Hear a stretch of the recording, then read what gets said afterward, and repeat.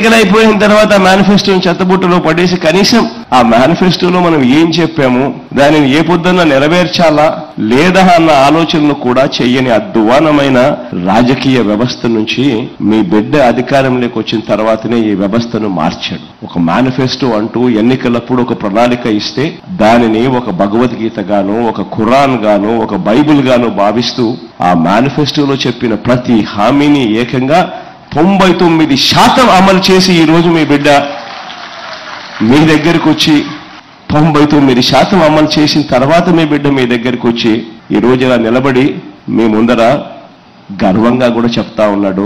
ఈ వీడియో కానీ మీకు నచ్చినట్లయితే లైక్, కామెంట్, షేర్ చేయండి. మరిన్ని అప్డేట్స్ కోసం సబ్స్క్రైబ్ చేయండి.